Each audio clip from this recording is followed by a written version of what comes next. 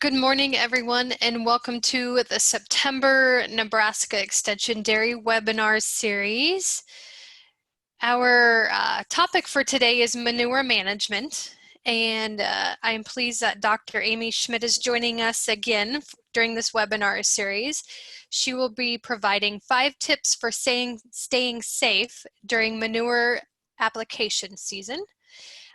Before we get started with Dr. Schmidt's presentation, I just want to thank the sponsors that we have for Dairy Extension. They are the Nebraska Corn Board, Alltech, Automated Dairy Specialist, DCC Waterbeds, the Nebraska State Dairy Association, and Balchem. Just as a reminder, so you can get it on your calendar, our next monthly webinar is October 13th, same time, 11 a.m. And Dr. Rick Kelsch will be talking about weather forecasts and reducing odor exposure.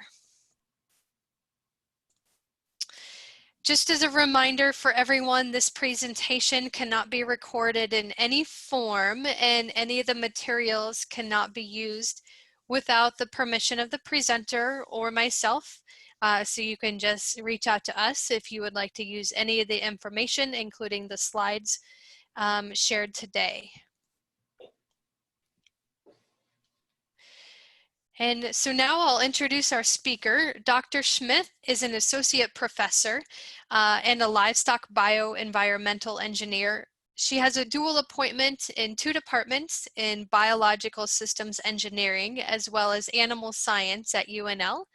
In 1997, she earned her Bachelor of Science degree in agricultural engineering from Iowa State, and she stayed there to earn a Master's of Science degree in 1999. She earned her PhD in biological engineering from Mississippi State in 2010, and she joined the faculty at UNL, I believe it was in 2014?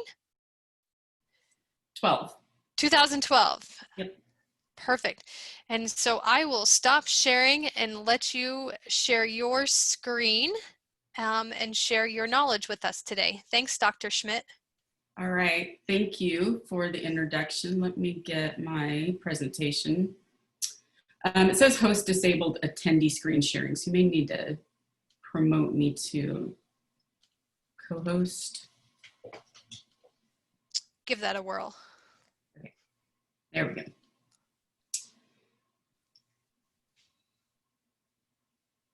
Okay, is that showing up okay? Yes, thank you. Perfect.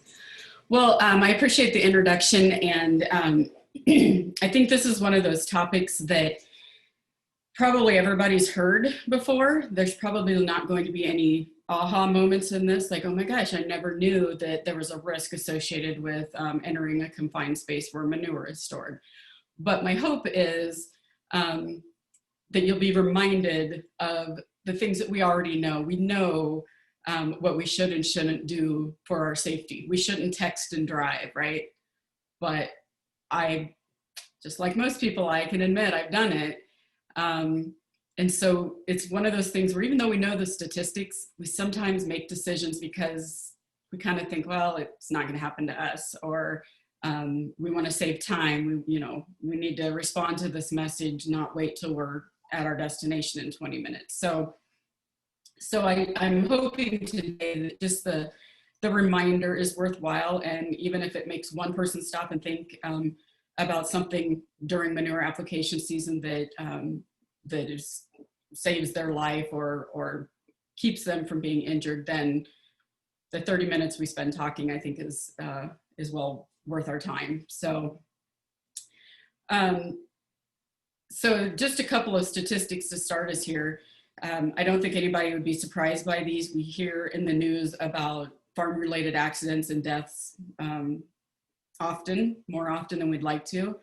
But in the last almost 60 years, there's been over 150 deaths from related to exposure to gases from manure, those that were reported. About half of them occurred on dairy farms, and almost a fourth involved a second person trying to rescue someone. So I'll share some examples that frankly are just terribly tragic, of somebody dying because they went in to try to rescue somebody who was overcome by gases in a manure storage, and not just one person, but multiple people. And that's, sorry, my dog saw a bird, I think. I apologize. It's tragic when we know we shouldn't follow that person in there to try to save them, but our instinct is we want to save that person. So, like I said earlier, accidents are avoidable. The majority of them occur because we're careless, or we want to get the job done. We don't want to take the time to do it the right and safe way. So my objectives during this webinar, I want to improve awareness of potential manure handling hazards. Maybe that's just reminding you of something you already knew. But by doing that, my hope is that I can motivate viewers of this webinar to make safety a priority when you're addressing either a new issue or something that you've done 100 times and not gotten hurt doing. But if sharing these stories and some of these tips can prevent injuries or deaths, then I'm hopeful that message gets through today during the webinar. So I'm going to talk about a couple of different areas: manure storage dangers, manure equipment dangers. There are obviously lots more dangers on a farm than just the manure storage and the manure equipment operation. I'm not going to talk about manure collection systems and scrapers and things that are mechanical that could cause injury. I'm mostly focusing on the dangers associated with drowning or being overcome by toxic gases from a storage, and the opportunity for flammable gases to be present. And then as far as manure equipment, again, toxic gases, flammable gases, and then mechanical parts. So I'd like to start off with kind of a reminder about implementing a safety hierarchy. So when we talk about hazards, there's kind of a 5-step process that we need to think through. The first one is, if we can eliminate a hazard, let's just eliminate it, and then we don't have to worry about that hazard being there anymore. But the reality is most of our hazards are probably, we can't avoid them. We can't quit storing manure. We can't quit applying manure. So when we can't eliminate the hazard, our next step is, let's put some safeguards in place so that the people that are working around that hazard are less likely to be injured. In addition to those safeguards, we need to have warnings. You see warning labels a lot and maybe disregard them. So I'm not going to say that warnings are the cure-all, but we at least need to make those warnings available, particularly when we have hired workers on farm. So you're responsible for their safety and for making sure they know that hazard exists and that there's safeguards in place to prevent their injury. Just as, that's kind of your due process for being responsible for those people working on your farm. Training is the next step. And, I get that training probably doesn't take place a lot on smaller farms in particular. That's just added time that you need to spend doing something that's not earning a profit. You're not out harvesting corn or moving animals in the production system. So it doesn't have to be extensive, the training that's done, but just kind of keeping these thoughts at the top of your employees' minds is important. And then the last aspect of that safety hierarchy is making sure that everybody working on the farm has the proper personal protective equipment. So whether it's harnesses or safety glasses or hearing protection, whatever it is, making sure that, you may not always be able to make sure they use those, but they should always be available. They should never be faced with doing something that requires some personal protective equipment, but they don't have access to that equipment. So I'm going to share some stories as we go through here. And again, you've probably heard a lot of stories like this, but sometimes it helps to kind of remind us of how quickly these things can happen when we listen to some stories of actual accidents. So as far as drowning, I mean, could you think of a worse way to drown than in a manure pit, manure storage? That has definitely happened. It's not probably at the top of the list of risks on a farm, but right here, there's a couple stories. This first one, there was kind of a winter heat wave that melted a lot of snow and ice in Idaho several years ago. And so there was standing water and flooding on the farm. And they had a manure storage that was kind of right up next to the production area. And an employee got in the feed truck early in the morning. It was still dark and was going to deliver the feed to the cattle. And they mistakenly drove the feed truck into the manure pond. The person managed to get out and tried to swim back to solid ground, but ended up not making it. And they found his body 70 yards from the truck. So he made it a long ways, but he was disoriented, didn't go in the right direction.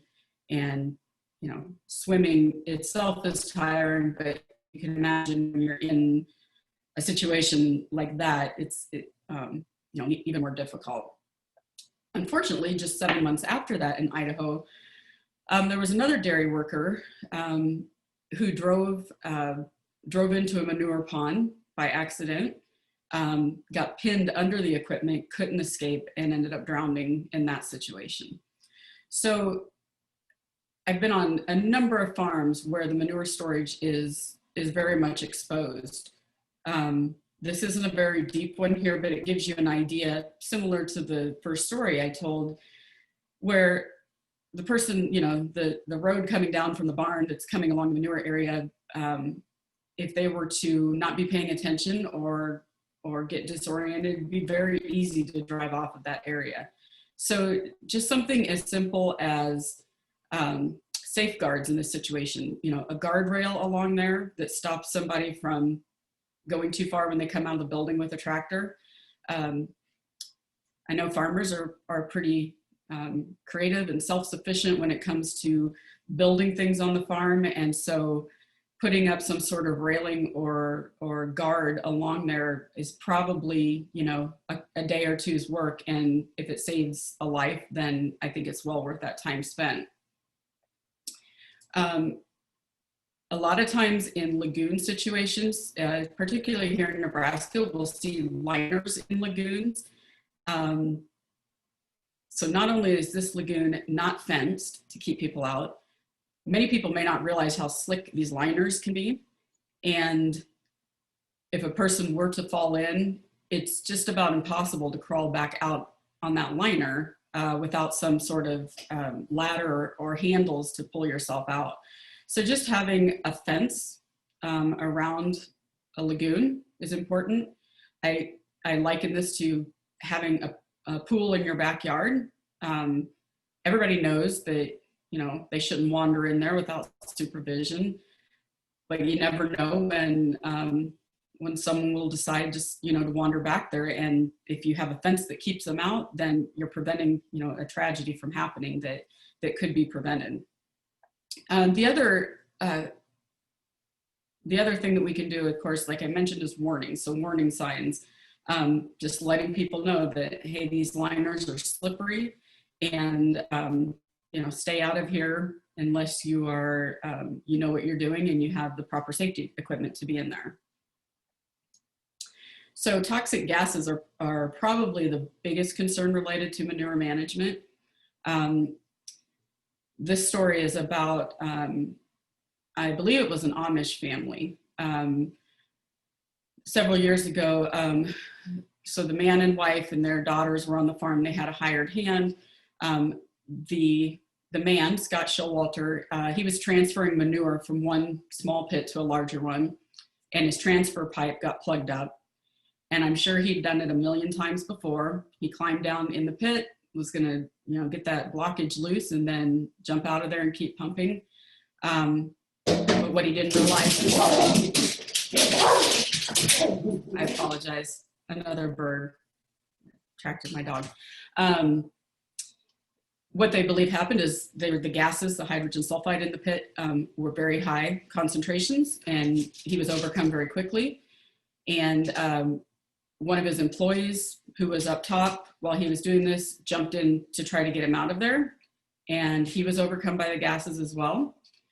And then the man's wife and his two daughters that were outside the milking barn heard the commotion, and they all went and one after another tried to rescue everybody in that pit, and 5 people ended up dying in that situation. So like I said earlier, even when we know not to follow someone in if they have become unconscious because of gases in a pit, but our instinct is to save them, right? So we'll talk in a little bit about some of the equipment we can use and some of the procedures we should keep in mind. Even if we're going to do something that is, we probably shouldn't, it's probably unsafe, at least let's have some rescue measures in place that prevents others from suffering that same fate if someone is overcome by gases in a manure pit. So we typically think about these gases being an issue in a confined space where there's not good ventilation. Just a few years back, there was a beef producer in the Midwest who was agitating an outdoor manure storage pit, and he was found dead laying next to this pit, and actually 16 head of cattle were also dead around that area. And what folks figured out as they investigated it, he died from hydrogen sulfide asphyxiation, but we would normally think about the airflow mixing and diluting that gas in an open area like this. But in this situation, it was a calm and clear day. That the air was heavy, there was fog near the ground. And so the hydrogen sulfide that was released while he was agitating this lagoon, hydrogen sulfide is heavier than air, so it just kind of settled around that area. The ammonia gas, it's lighter than air, it kind of vented off. But that hydrogen sulfide just settled around there, and he and the animals that were around it probably had very little warning that this concentration was getting high enough to be harmful. And so again, this is one of those that most people probably wouldn't have thought, they weren't making a decision to do something that they knew they shouldn't do. This was one of those tragic accidents where we kind of learned a lesson about warning farmers about environmental conditions when working with outdoor manure storages.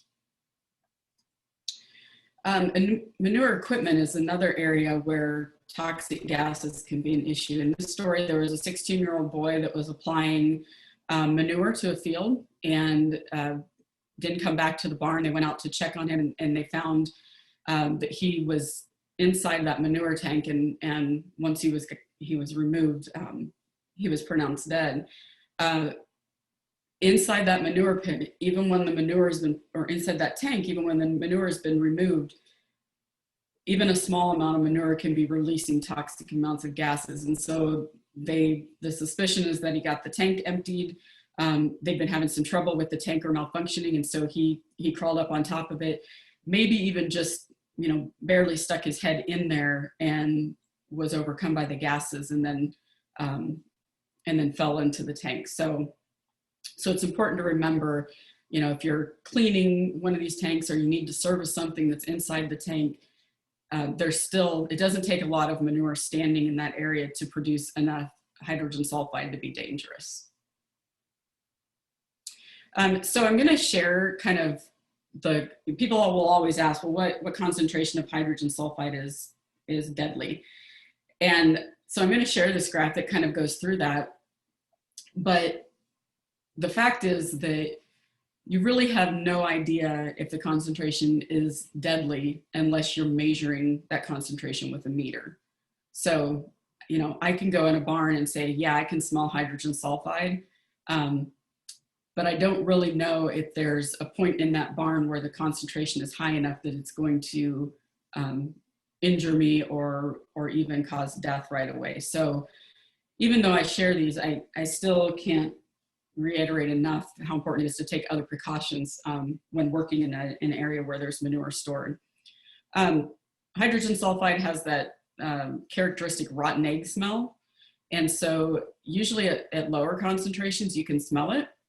There reaches a point where the concentration is high enough that it deadens your ability to smell that, to detect the odor. And so you might reach a point where you think, I don't smell it, it's not a big deal. And that's usually when it's the most critical. So even inside a production area where there's manure stored underneath, I've not found it uncommon to measure concentrations that are up to 10 or even 15 parts per million of hydrogen sulfide. Sometimes at those levels, you can start kind of feeling dizzy, sick, might burn your eyes. But my experience has usually been that the ammonia is probably causing a lot of the respiratory, the coughing, the eyes watering, probably before you really are exposed to enough hydrogen sulfide to experience those responses. Getting a little higher up, depending on the amount of time that's spent in that environment, then you probably are going to be starting to have a headache set in, maybe some dizziness, just kind of feeling tired is another sign. Once we're getting up to those 50, 60, up to 100, now we're talking about really being a concern if we're spending any amount of time in that environment. You usually will lose your sense of smell at that point. You might have some throat irritation. Some people describe concentrations at this level to be sickeningly sweet. So you will definitely smell a sweet scent in the air from hydrogen sulfide. As the level climbs, we get to a point where now we're going to have some respiratory issues, some irritation, maybe even some fluid in the lungs. After that, we're up to levels where any amount of time at all is probably going to result in either unconsciousness or death. Once we get up in the 300 to 500 parts per million range, usually any exposure of 30 minutes even is enough to cause death. And rapid knockdown is when you really don't even, you take one breath and it's enough to make you unconscious and then lead to death within just a couple of minutes. One thing to keep in mind is that you could be entering an environment where the levels are down here where, I can smell it. It's not really irritating. I'm not getting a headache.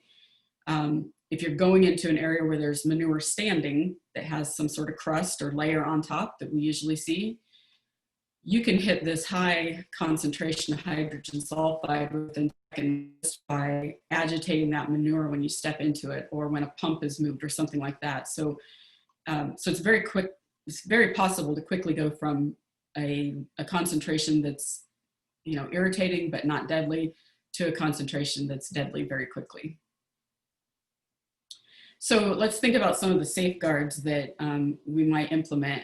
And again, I don't know many farmers who have gone out and purchased a respirator or a hydrogen sulfide gas monitor. I think they're a fabulous tool for everybody to have if you work with stored manure. But so safeguards, being able to test the concentration of that hydrogen sulfide in the environment you need to enter is absolutely critical. If you're going to make the decision not to test that and not to ventilate that area and try to clear out any gases, the next best thing is to make sure you have someone else outside of that area while you're going in that can pull you out if you do have some problems. And that doesn't mean you want them in there following you in to try to pull you out. You want to have a harness or a rope or some way that they can get you out of there quickly if you're unable to get out by yourself. As far as personal protection equipment, then like I said, the harness, the self-contained breathing apparatus, these are all, you know, items that are recommended, that are really needed. But like I say, I don't often see them in use or in place on farms. So that's something to consider, at least this harness and the meter, so that you're not entering an area that is dangerous. Warning signs, of course, like I said, we can post warning signs, doesn't mean we always follow them. We know the dangers of driving and texting, and we see the signs along the road, but you still see nearly everybody you pass on the interstate looking down at a phone. So again, it's being constantly reminded that it can happen to you, and that you need to be aware of the risks you're putting yourself in if you don't heed these warnings. So it's important to know the signs of manure gas exposure, whether it's yourself or an employee. Typically, if you've been exposed to very high concentrations of ammonia, or some of the concentrations of hydrogen sulfide we talked about a minute ago, you might start to feel kind of jittery. You might not be able to talk or to move in the way that you normally would. You're just kind of losing some of those motor skills. Might feel hot and clammy. Nausea, vomiting, and then just that, like I said, a general sense of feeling jittery might be signs that you've been exposed to gas concentrations that are dangerous. And so if you're the person in an area that starts feeling this way, you need to get out of there as quickly as possible and get to fresh air. Doesn't mean there might not still be some harm that's been done, but if you can get out of there to fresh air as quickly as possible, there's a better chance that A, someone will find you and get you help, and B, that that help will be effective in reversing any of the symptoms that occurred because of that gas exposure. It's really super important that everybody on the farm knows how to get help in a situation like that. I think back to when I was a teenager and I was babysitting a lot. I realized I never knew the address, the correct address of any home that I was babysitting at. So if I had to call 911, I really wouldn't have been able to tell them the address. I probably would have given them a good idea of how to get there. And in my small town, people, if I told them whose house I was at, they may have known how to get there. But just something as simple as everybody knowing the actual address of the farm, if you have to call for help, is really important. And then you're seldom going to be at the driveway of the farm or the house that they're coming to, right? So being able to tell them on the phone, we're behind the red barn, we're off to the east side of the lagoon, so that when they get there, they know where to find you and to begin administering emergency help. And like I said already several times, never, never, never enter a storage to attempt a rescue. So what are some of the safety measures as far as training employees? Like I said, I know a lot of farms don't take a lot of time for training because it's taking away from those activities that need to get done. But it's important that at least everybody recognizes there's a risk associated with toxic gases anywhere that manure has been stored for any amount of time. Keep in mind that undisturbed manure can release large bursts of gas when it's stirred up. And consider your options. You can jump into that situation and hope that the hydrogen sulfide concentration isn't high enough to cause injury or death. You can think, I've done this a dozen times before and I was fine. Or you can stop and think that even though I've done this a dozen times and been okay, maybe this is the time that I won't be okay. And maybe that means taking some time to set up the proper precautions and safety measures to ensure that you can perform this task in a safe way. And then, like I said, if you decide to enter an area without personal protective equipment like a respirator, whatever, at the very least, it's very critical for the person going in to be wearing a harness, and that there be a person up top who can retrieve them with a rope or with that harness if they lose consciousness. It's also helpful to ventilate that area prior to and during entry and your presence in there. But if the concentrations are high enough to cause serious injury or death, ventilation is probably only going to buy that person a few extra minutes. It's probably not going to reduce those concentrations in that pit to a point where they're safe. If you're agitating a pit that's beneath a building where animals are housed, it's important to ventilate that housing while that pit is being agitated. Keep an eye on the animals, make sure that they're not showing any signs of stress related to some gas exposure, and make sure that no workers are entering the building during that agitation. So one of the other risks that we don't hear about this as much in dairy production as in swine production, but in swine production, we've seen cases where we have foaming in manure pits. Probably one of the reasons we don't see it as much in dairies, we don't have as many slatted floor dairy systems where the manure is stored beneath the slats of the floor. But in any situation like that, when manure is stored, there's decomposition of the organic carbon in it. One of the byproducts that's generated is methane gas as the microbes are breaking down that carbon source as their food source. And so sometimes that gas can get trapped under kind of a mat that's on the surface of that storage, or we can get this foaming effect like you see in the picture, and every one of those little bubbles is a pocket of methane gas. Methane is extremely flammable. It can asphyxiate a person at 50% concentration and higher. But normally what we see is this flammability issue. And so it's important to inspect storages for foaming regularly.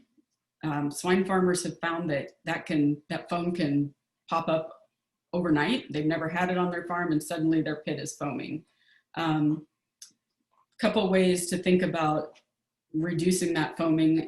If you're getting ready to pump manure anyway, starting kind of a slow agitation and having that building well ventilated can start knocking down the foam, but it's going to release that methane. So you want to make sure that there's no mechanical equipment operating that could cause a spark that would ignite that methane. I got a call a few weeks ago from an extension educator who said, hey, a guy called me, his pit beneath his swine barn is foaming and he's wondering if he should do something about it. And so I called the farmer and he told me, I was doing some work in the sow facility. I needed to do some welding to fix some panels and gates. And I noticed that the sparks off of my welder, when they fell through the slats, I was seeing kind of little fires, little bursts of fire down there.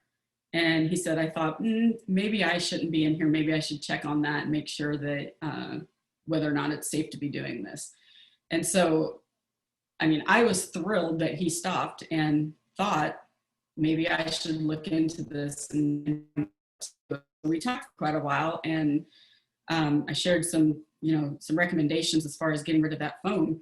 And, he took those measures, and I said, what it's going to do, it's going to be a couple days before you can get in there and do that work. And I know you want to get in and do it right away, but don't, take care of this first and then get in there and know that you're in a safe environment. And so that's what he did. So just, recognizing that danger was there, taking the time to check into what we could do to protect ourselves, and then actually doing those things saved a life. So, and may have saved the buildings as well, because we've seen explosions or fires where animals and buildings were lost as a result of methane. We usually hear about PTOs being an issue on tractors and other equipment, and those are definitely a risk. In this case, like I mentioned, I'm kind of trying to stick with things related to manure management. So I want to remind people that these manure application equipment has some moving parts. They move quickly, they're sharp, they can snag clothing and pull a person in very quickly. we've probably heard of 1,000,001 stories about farmers getting injured by equipment like this one. And in this case, the guy that was working, his jeans actually caught on the piece of manure pumping equipment. And before he could even think and realize what was going on, it tore off his leg almost entirely. They were able to reattach it, and he survived and he kept his leg. But it was, you know, he still talks about it to this day of how traumatic that was and how it happened so quickly. And, you know, it's just another one of those stories where we know what we should do. We just need to do it. So in this case, safeguards on equipment, dead man switches, they call them, so that if you get off of that tractor or stand up in the seat, it automatically shuts things down. Everybody has one of these on their lawnmower, right? I bet a majority of the people on the call or someone you know has disconnected that switch because they don't want to have to turn the mower off to get off of it and then get back on and turn it on. So if they disconnect that switch, they can jump off and leave the mower running, right? So this is a case where we're circumventing safety measures. We know better, but we do it because, you know, it's so inconvenient to turn off the mower, get off, do what we need to do, and then get back on and turn it on. Equipment guards, locking things out during maintenance so someone doesn't start a piece of equipment. Warning signs, again, every piece of equipment has these warning signs on it. It's just a matter of doing what they say. And so as far as training, a couple points I would like to make. One is to make sure all employees understand how to operate equipment safely. And in particular, somebody that's hired new on the farm, or even an immigrant worker that's hired on the farm, may not want to admit that they've never driven this type of tractor or used this type of application equipment because they're afraid, well, they won't hire me or they'll let me go if I don't know how to operate this. So it's really important to make sure that even if an employee says they know how to operate something, make sure that they do. And workers need to be assured that if they stop and ask for help or they admit they don't know how to do something, they're not going to be punished for that. They're not going to be fired because they, you know, left the tractor and came and found somebody and asked for help with something that slowed down the procedures that they were working on that day. So that part of training, I think, is really important. So just briefly, what are some compounding factors that increase risks on farms? We're in a rural area where the farm is isolated, so emergency services are probably going to take a little longer to get there than they might otherwise in an urban area, and the services may not be as sophisticated. So some accidents that happen on farms, you know, they just don't get emergency response quick enough to help the person. We also know that on farm, when we need to get work done, we need to get it done. When the weather's right, you know, we have a window of time, we need to get crops harvested or manure pumped. And so this working around the clock and working against a time constraint can lead to complacency and accidents that, again, we know better than to do this, but we've got to get this done. And so we do it anyway. And then, like I said, some workers may be hesitant to ask questions or admit that they don't know how to do something. And a lot of times accidents happen just because the person was afraid to ask or admit that they weren't sure how to do something. So just a couple slides to wrap up here. Just a reminder of the safety hierarchy. You know, first thing is to eliminate hazards, then put in some safeguards, you know, warning signs, make sure that people are trained and make sure they have the appropriate protective equipment to perform the tasks that they need to perform. So my 5 tips that I'll leave you with for staying safe during manure application season: making sure that there's barriers around manure storages, so there's not an accidental entry into that storage either by foot or by equipment that goes in there. Recognize and commit to your mind that there is a risk of hydrogen sulfide in any situation where manure is stored. know that there's ways to address it correctly, and don't make the assumption that I've done this a dozen times this way. I know it's not right, but I've never had a problem before, so I'm going to do it again. Don't assume that that won't happen to you. So think through those, those decisions that you're making, and how important is it to get it done in 30 minutes versus 2 hours, when the result could be life or death.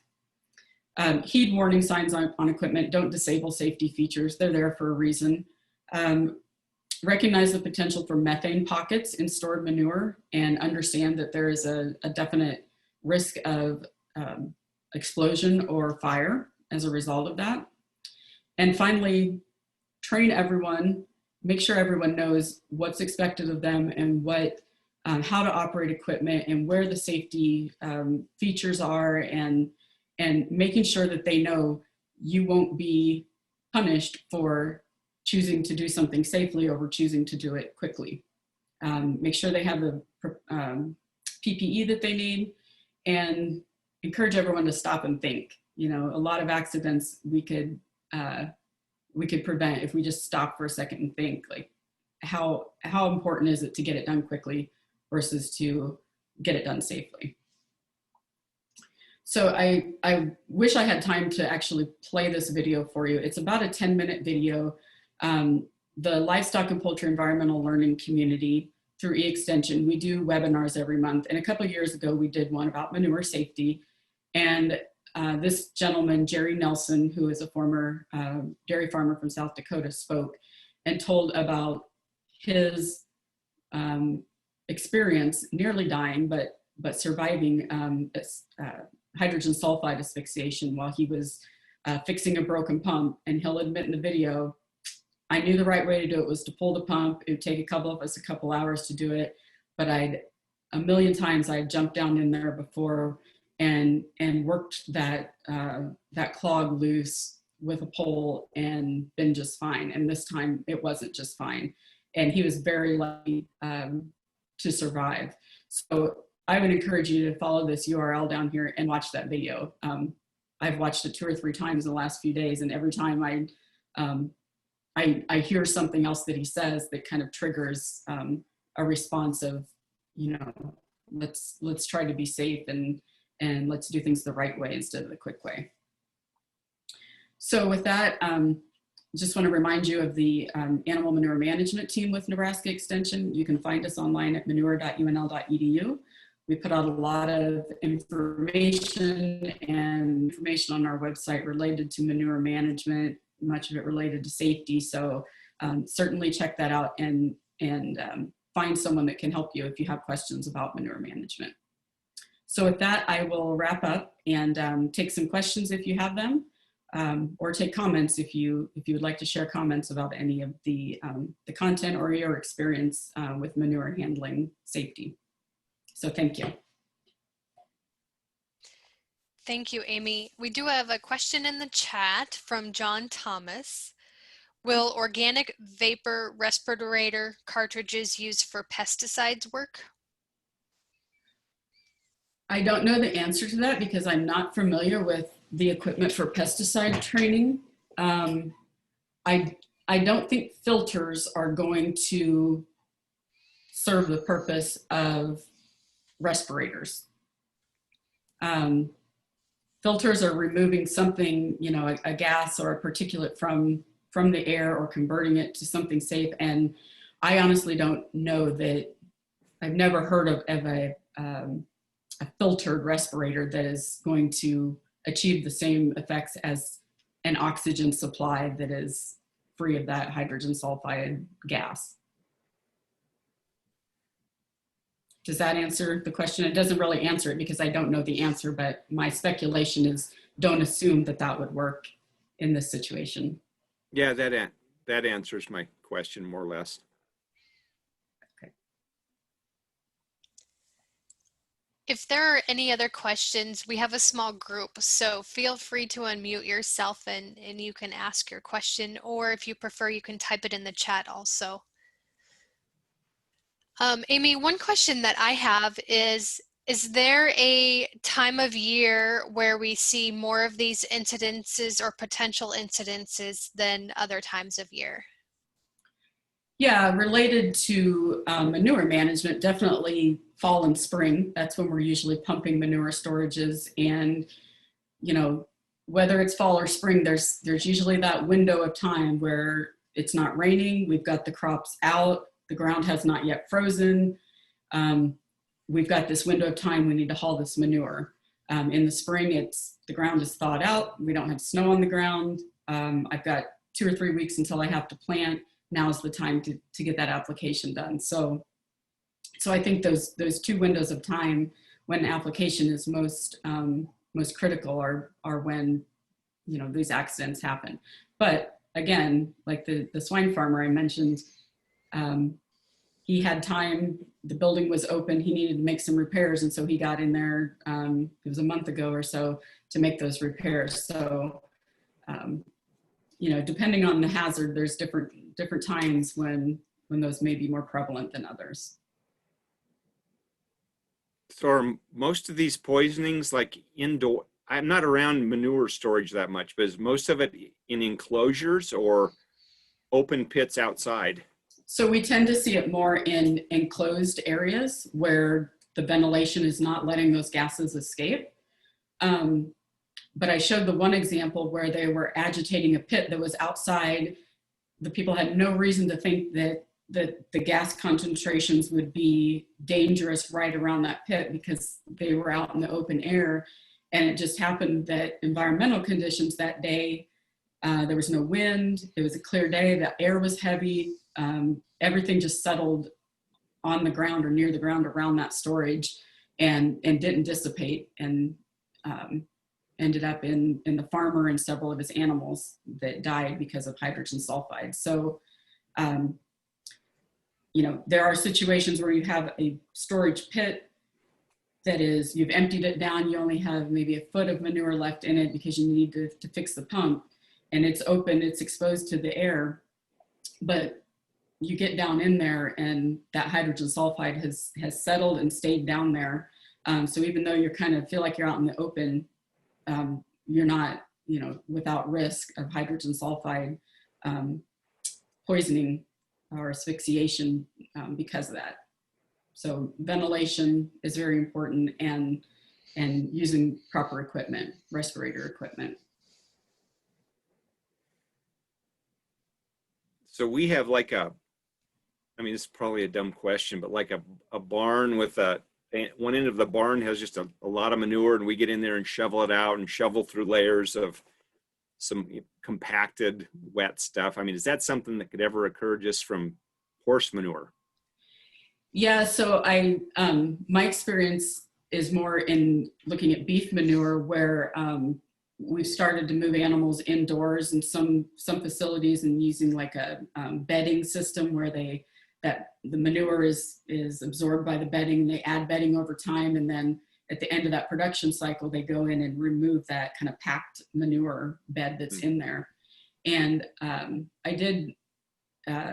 I think I had a farmer or an extension educator a few years ago that called and said, you know, we've read that there can be pockets of hydrogen sulfide in that manure when it's being removed. Is that true? And, you know, I had seen papers where people talked about that. And so the recommendation was make sure that barn is opened up, you're ventilating as much as you can. If you've got access to a meter to measure hydrogen sulfide, use it. You know, nothing really beats having that meter and being able to actually know if the concentrations are dangerous. But some of the safeguards we can use, like I mentioned, ventilating and mixing that air, and is kind of the next best thing. So yeah, I would say anywhere that manure has been stored and is decomposing, that hydrogen sulfide can be generated. Okay, thanks. Mm-hmm. I will mention that I see Tracy Erickson on the call, and she was one of the speakers on our LPELC webinar a couple of years ago that was focused on manure management accidents. And so some of the statistics I pulled and some of the information that I shared was shared by Tracy. So I appreciate that you jumped on here too. You may have some things to add to my presentation. No, I think you've done a great job, Amy, and in recognizing the dangers that are out there. And the biggest thing is, I can't stress enough, just don't get complacent like you've pointed out. And so that's when those accidents happen. And we just need to be aware of all those situations. And like you said, farming and sometimes we just choose to ignore that, but that's unfortunately when these situations kind of tend to jump out and occur. And having seen and very close people that used to be my 4-H leaders losing a father and a son here a few years back in this situation, and probably as you pointed out, the biggest thing that happens is it's not just one death. Typically it occurs and where we have more than one person going in there for retrieval. And so always keep that in mind.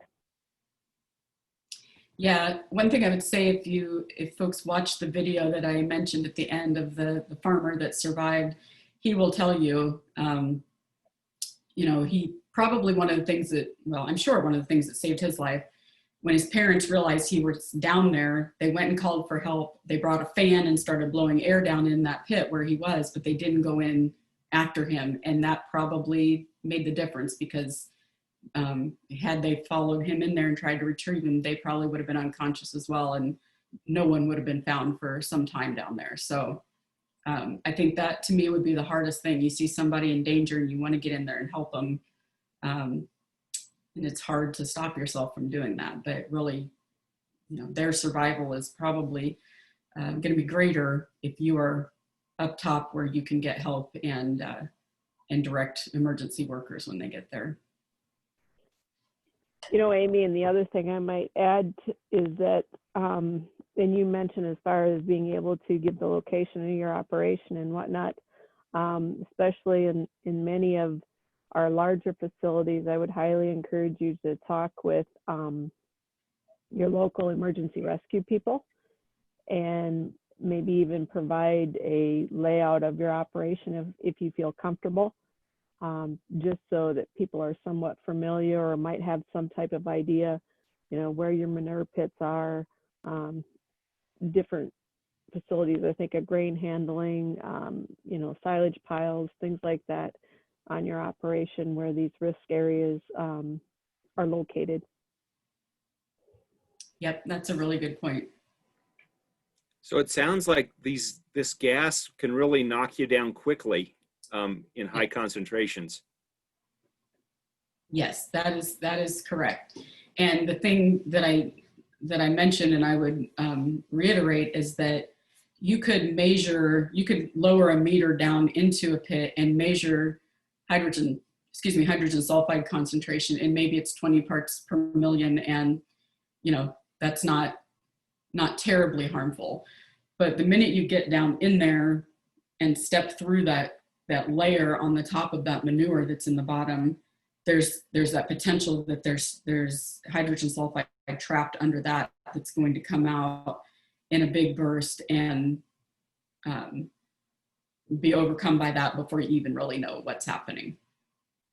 And so again, that video that I shared the link to, that's the guy describes that, starting to feel kind of woozy, maybe I should get out of here, and then everything went black and didn't really even get a chance to respond. Could you put that video address in the chat box? Yeah, let me grab that real quick here.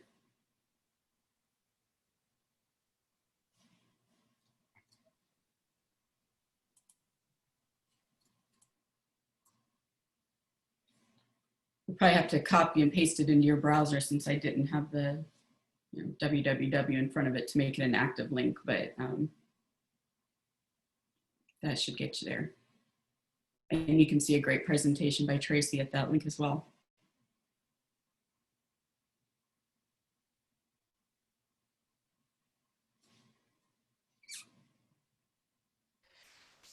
Thanks for the information. Lots of great information shared today. Good reminders when it comes to manure handling, safety.